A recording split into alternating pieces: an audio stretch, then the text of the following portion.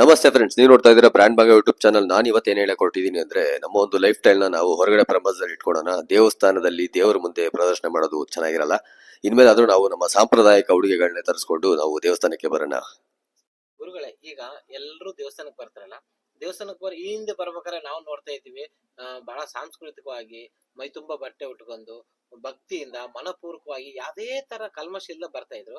ಈಗಿನ ಜನರೇಷನ್ ಸ್ವಲ್ಪ ಅದು ಹದಗೆಟ್ಟಿದ್ದಂತ ಎಲ್ಲೋ ಅನಿಸ್ತಿದೆ. ಮುಂದೆ ಈ ದೇವಸ್ಥಾನಕ್ಕೆ ಬರುವಂತ ಎಲ್ಲಾ ದೇವಸ್ಥಾನಕ್ಕೆ ಹೋಗುವಂತ ಮಹಿಳೆಯರಿಗೆ ಮತ್ತು ಪುರುಷರಿಗೆ ತಮ್ಮ ಕಡೆಯಿಂದ ಏನಾದ್ರು ಒಂದು ವಿಶೇಷತೆ? ಶಾಸ್ತ್ರಕಾರರು ಹೇಳಿದಂತೆ ವಸ್ತ್ರೇಣ ವಪುಷಾ ವಾಚ ವಿದ್ಯೆಯ ವಿನಯೇನ ಚ ವಕಾರ ಪಂಚಭಿರ್ಹೀನ ನರನ್ನಾಯಾತಿ ಗೌರವಂ ಅಂತ ಹೇಳ್ತಾ ಇದ್ದಾರೆ. ಅಂದೆ 5 ವಕಾರಗಳು. ಒಬ್ಬ ವ್ಯಕ್ತಿಗೆ ಒಂದು ಮಾನ ಸ್ಥಾನ ಸಿಗಬೇಕಾದರೆ ಅವನಿಗೆ ಈ 5 ವಕಾರಗಳು ಇರಬೇಕಂತೆ. ಮೊದಲನೆಯದ್ದು ವಸ್ತ್ರೇಣ. ವಸ್ತ್ರ ಅಂದರೆ ಲೋಕದಲ್ಲಿ ನಾವು ನೋಡ್ತಾ ಇರ್ತೇವೆ. ಅಂದೆ ಆಯಾ ಸ್ಥಾನಗಳಿಗೆ ಅವರವರ ಒಂದು ವಸ್ತ್ರದ ನಿಯಮವನ್ನ ನಿರ್ಧಾರ ಮಾಡಿರ್ತಾರಂದೆ. ಉದಾಹರಣೆಗೆ ಈಗ ಮಿಲಿಟರಿಯಲ್ಲಿ ಹೋಗ್ತಾ ಇರುವ ಏನು ಸೈನಿಕರು ಇರ್ತಾರೋ ಅವರಿಗೆ ಅವರು ಮಿಲಿಟರಿಯವರು ಸೈನಿಕರು ಅಂತ ತಿಳಿಸುವಂತಹ ಒಂದು ವಸ್ತ್ರ. ಇನ್ನ ಆರಕ್ಷಕರ ಒಂದು ವಸ್ತ್ರವನ್ನು ನೋಡಿದಾಗಲೂ ಕೂಡ ಅವರದೇ ಒಂದು ತಿಳಿಯುವಂತಹ ವಸ್ತ್ರ. ಅದರಂತೆ ಮಹಿಳೆಯರಾಗಲಿ ಪುರುಷರಾಗಲಿ ಬಾಲಕರಾಗಲಿ ತರುಣರಾಗಲಿ ವೃದ್ಧರಾಗಲಿ ಯಾರೇ ಒಬ್ಬ ವ್ಯಕ್ತಿ ದೇವಸ್ಥಾನಗಳಿಗೆ ಮಠ ಮಂದಿರಗಳಿಗೆ ಹೋಗಬೇಕಾದರೆ ಶುಚಿರ್ಭೂತವಾದ ಹಾಗೂ ಮನಸ್ಸನ್ನು ಶುದ್ಧಿ ಮಾಡುವಂತಹ, ಮನಸ್ಸಿಗೆ ಒಂದು ಸಂತೋಷ ಕೊಡುವಂತಹ ಒಂದು ವಸ್ತ್ರವನ್ನು ಧಾರಣೆ ಮಾಡಿದಾಗ ಆ ಆನಂದವನ್ನ ತಂದು ಕೊಡ್ತಾ ಇದೆ. ಅಂದೆ ಭಾರತೀಯ ಒಂದು ವಸ್ತ್ರ ಅನೂಚಾನವಾಗಿ ನಮ್ಮ ಭಾರತದ ಖಂಡದಲ್ಲಿ ಪ್ರಾಚೀನರು ಒಂದು ಆಚರಣೆಯನ್ನು ಮಾಡಿದಂತೆ ಪುರುಷರು ಧೋತ್ರ ಅಥವಾ ಲುಂಗಿ ಇದನ್ನ ಧಾರಣೆ ಮಾಡಿಕೊಂಡು ಬರಬೇಕು, ಮಡಿಯಾದ ವಸ್ತ್ರವನ್ನು ಧಾರಣೆ ಮಾಡಬೇಕು. ಇನ್ನು ಮಹಿಳೆಯರು ತಮ್ಮ ಎಲ್ಲ ಅವಯವಗಳನ್ನು ಮುಚ್ಚಿಕೊಂಡು ಸೀರೆ ಇತ್ಯಾದಿ ವಸ್ತ್ರಗಳನ್ನು ಧಾರಣೆ ಮಾಡಿಕೊಂಡಾಗ ನೋಡೋವರಿಗೂ ಕೂಡ ಒಂದು ಸಂತೋಷ. ಅಂದೆ ಹಾಗಾಗಿ ವಸ್ತ್ರೇನ ವಪುಷಾ ವಾಚ, ಮಾತಿನಲ್ಲಿ ಒಂದು ವಿನಯತೆ, ನಡವಳಿಕೆಯಲ್ಲಿ ವಿನಯತೆ ಇದು ಇದ್ದರೆ ಮಾತ್ರ ಮನುಷ್ಯ ಗೌರವವನ್ನು ಹೊಂದುವುದಕ್ಕೆ ಸಾಧ್ಯ. ಹಾಗಾಗಿ ಪ್ರಾಚೀನ ಋಷಿಗಳು ಮುನಿಗಳು ಹೇಳಿದಂತೆ ನಾವು ಆ ವಸ್ತ್ರಕ್ಕೆ ಅನುಗುಣವಾಗಿ ಮಠ ಮಂದಿರಗಳಿಗೆ ಹೋದಾಗ ಮಾತ್ರ ಒಂದು ಸಂತೋಷ ಅಂತನ್ನೋದು ನಮಗೆ ತಿಳಿದು ಬರ್ತಾ ಇದೆ. ಅಂದೆ ಕೆಲವರ ಆಕ್ಷೇಪ, ನಾವು ವಸ್ತ್ರ ಹೇಗಾದ್ರೂ ಹಾಕೋತೇವೆ, ನಮ್ಮ ಮನಸ್ಸು ಶುದ್ಧಿ ಇದ್ರೆ ಸಾಕು ಅಂತ ಹೇಳಿ. ಅದಕ್ಕೆ ಹೇಳ್ತಾರೆ,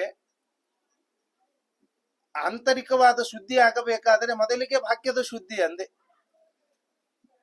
ಹೊರಗಿನ ಶುದ್ಧಿ ಆದಾಗ ಮಾತ್ರ ಆಂತರಿಕವಾದ ಮನಸ್ಸಿನ ಶುದ್ಧಿ ಆಗಲಿಕ್ಕೆ ಸಾಧ್ಯ. ಅಂದೆ ಮನಸ್ಸಿನಲ್ಲಿ ಇರುವ ಕಾಲುಷ್ಯ ಹೋಗಬೇಕಾದರೆ ಮೊದಲಿಗೆ ಭಾಗ್ಯವಾದದ್ದನ್ನ ನಾವು ಶುಚಿರ್ಭೂತ ಮಾಡಬೇಕು. ಹೀಗಿದ್ದಾಗ ಮಾತ್ರ ಅದನ್ನ ನಾವು ಮನಸ್ಸಿನ ಶುದ್ಧಿಯನ್ನ ಮಾಡಿಕೊಳ್ಳುವುದಕ್ಕೆ ಸಾಧ್ಯ. ಕೇವಲ ಮಾತಿನಿಂದ ಹೇಳಿದರೆ ಅದು ಸಾಧ್ಯವಾಗೋದಿಲ್ಲ ಮನಸ್ಸಿನ ಶುದ್ಧಿ. ಹಾಗಾಗಿ ಮನೆಯಲ್ಲಿ ಭಾಗ್ಯವಾಗಿ ದೇವಸ್ಥಾನ ಮಠ ಮಂದಿರಗಳಿಗೆ ಹೋಗುವಾಗ ಸ್ನಾನದ ಶುದ್ಧಿಯನ್ನು ಮಾಡಬೇಕು. ಮನೆಯಲ್ಲಿ ಶುಚಿರ್ಭೂತವಾಗಿ ಸ್ನಾನದ ಶುದ್ಧಿಯನ್ನು ಮಾಡಬೇಕು. ಅಥವಾ ಎಲ್ಲಿ ತಟಾಕ ನದಿ ಇತ್ಯಾದಿಗಳಲ್ಲಿ ಸ್ನಾನವನ್ನು ಮಾಡಿ ದೇಹವನ್ನ ಶುದ್ಧಿ ಮಾಡಿಕೊಂಡು ಭಸ್ಮ ಗೋಪಿಚಂದನ ಅವರವರ ಸಂಪ್ರದಾಯಕ್ಕೆ ಅನುಗುಣವಾಗಿ ನಾಮಧಾರಗಳನ್ನು ಮಾಡಿಕೊಂಡು ಬಂದು ಶುಚಿರ್ಭೂತವಾದ ವಸ್ತ್ರವನ್ನು, ಭಾರತೀಯ ವಸ್ತ್ರವನ್ನು ಧಾರಣೆ ಮಾಡಿದಾಗ ಮಾತ್ರ ಈ ಧ್ಯಾನ ಮಾಡುವುದಕ್ಕೆ ಮತ್ತು ಮನಸ್ಸಿನಲ್ಲಿ ಭಗವಂತನ ಒಂದು ವಿಚಾರಗಳನ್ನು ಚಿಂತನೆ ಮಾಡುವುದಕ್ಕೆ ಸಾಧ್ಯ. ಅಂದೆ ಈಗಿನ ಲೌಕಿಕವಾದ ವಸ್ತ್ರಗಳನ್ನು ಧಾರಣೆ ಮಾಡಿದ ಮಾತ್ರಕ್ಕೆ ನಮಗೆ ಮನಸ್ಸಿನ ಶುದ್ಧಿ ಆಗೋದು ಕಠಿಣ. ಅಂದೆ ಹಾಗಾಗಿ ಈ ವಸ್ತ್ರದ ಒಂದು ಪೂರ್ವದಲ್ಲಿ ಹೇಳಿದಂತೆ ಅದನ್ನೇ ಹೇಳ್ತಾನೆ ಒಬ್ಬ ಕವಿ, ಪೀತಾಂಬರಂ ವೀಕ್ಷ್ಯ ದದೌ ಸ್ವಕನ್ಯಾಂ ಚರ್ಮಾಂಬರಂ ವೀಕ್ಷ್ಯ ವಿಷಂ ಸಮುದ್ರ ಅಂತ ಹೇಳಿ. ಸಮುದ್ರದ ರಾಜ ಅವನು ಏನು ಮಾಡಿದ ಅಂತಂದ್ರೆ ಆ ವಿಷ್ಣುವಿನ ಪೀತಾಂಬರವನ್ನು ನೋಡಿಕೊಂಡು ತನ್ನ ಮಗಳನ್ನು ಲಕ್ಷ್ಮೀದೇವಿಯನ್ನ ಆ ಪರಮಾತ್ಮನಿಗೆ ವಿಷ್ಣುವಿನಿಗೆ ಕೊಟ್ಟ. ಅಂದ್ರೆ ಅವನ ವಸ್ತ್ರ ಒಳ್ಳೆ ಪೀತಾಂಬರವಾದ ವಸ್ತ್ರ. ಆದರೆ ರುದ್ರನಿಗೆ ಚರ್ಮಾಂಬರಂ ವೀಕ್ಷ ಅವನು ಧಾರಣ ಮಾಡಿರುವ ಚರ್ಮಾಂಬರವನ್ನು ನೋಡಿ ಅವನಿಗೆ ವಿಷವನ್ನು ಕೊಟ್ಟ ಅಂತ ಒಬ್ಬ ಕವಿ ತನ್ನ ಕಾವ್ಯದಲ್ಲಿ ಅದನ್ನು ವರ್ಣನೆ ಮಾಡ್ತಾ ಇದ್ದಾನಂದೆ. ವಸ್ತ್ರಕ್ಕೆ ಎಷ್ಟು ಮಹತ್ವ ಅಂತ ಅನ್ನೋದನ್ನು ನಾವು ತಿಳ್ಕೋಬೇಕಂದೆ. ಇಲ್ಲಿ ವಿಷಯ ತಾತ್ಪರ್ಯ ಇಷ್ಟೇ, ವಸ್ತ್ರವನ್ನು ಧಾರಣೆ ಮಾಡಿದಾಗ ಇದಕ್ಕೆ ಸಿಗುವ ಗೌರವನೇ ಬೇರೆ. ಭಾರತೀಯ ವಸ್ತ್ರವನ್ನು ಧಾರಣೆ ಮಾಡಿದಾಗ ಮನುಷ್ಯನಿಗೆ ನೋಡುವ ಒಂದು ದೃಷ್ಟಿಕೋನವೇ ಬೇರೆ ಆಗ್ತದಂದೆ. ಹಾಗಾಗಿ ಎಲ್ಲ ಭಕ್ತರು ದೇವಾಲಯಗಳಿಗೆ ಮಠ ಮಂದಿರಗಳಿಗೆ ಹೋಗುವಾಗ ಒಂದು ಭಾರತೀಯ ವಸ್ತ್ರವನ್ನು ಧಾರಣೆ ಮಾಡಿ ಹೋದರೆ ಅವರಿಗೆ ಸಿಗುವ ಗೌರವವು ಒಂದು ವಿಶಿಷ್ಟವಾದದ್ದು, ಅವರಿಗೆ ನೆಮ್ಮದಿಯೂ ಕೂಡ ವಿಶಿಷ್ಟ ಅಂತ ಈ ರೀತಿಯಾಗಿ ಹೇಳಲಿಕ್ಕೆ ಬಯಸ್ತೇನೆ. ತುಂಬಾ ತುಂಬಾ ಬಹಳ ವಿಶಿಷ್ಟವಾಗಿ ನಮಗೆ ಅರ್ಥಪೂರ್ವಕವಾಗಿ ನಮ್ಮ ಮನಸ್ಸಿಗೆ ಮುಟ್ಟುವಂತ, ನಾವು ಮುಂದೆ ಬರುವಂತ ಎಲ್ಲೇ ಹೋದ್ರೂ ನಮಗೂ ಇನ್ನೂ ಜ್ಞಾನೋದಯ ಆಗಂತ ಮಾತುಗಳನ್ನ ಹೇಳಿ ನಮ್ಮ ಎಲ್ಲ ವೀಕ್ಷಕರಿಗೂ, ನಮ್ಮ ಕರ್ನಾಟಕ ಜನತೆಗೂ, ಎಲ್ಲ ನವ ಬೃಂದಾವನ ಭಕ್ತರಿಗೂ, ಗುರು ರಾಘವೇಂದ್ರ ಭಕ್ತರಿಗೂ ಎಲ್ರಿಗೂ ಒಂದು ಅತ್ಯದ್ಭುತವಾದ ಮಾತುಗಳು ಹೇಳಿಕೊಟ್ಟಕ್ಕೆ ತಮಗೆ ಹೃದಯಪೂರ್ವಕವಾದ ತುಂಬಾ ತುಂಬಾ ಧನ್ಯವಾದಗಳು ಗುರುಗಳೇ. ಗುರುದೇವೋ ನಮಃ.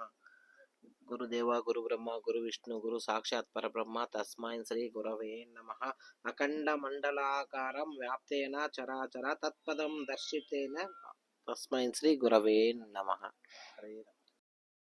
ದಯವಿಟ್ಟು ಇನ್ಮೇಲಾದ್ರೂ ದೇವಸ್ಥಾನಗಳಿಗೆ ಬರೋರು ಸಾಂಪ್ರದಾಯಿಕ ಉಡುಗೆಗಳನ್ನ ಧರಿಸ್ಕೊಂಡ್ ಬನ್ನಿ ಅಂತ ನಿಮ್ಮಲ್ಲಿ ಕೈ ಮುಗಿದು ಕೇಳ್ಕೊಳ್ತೀನಿ. ಧನ್ಯವಾದಗಳು.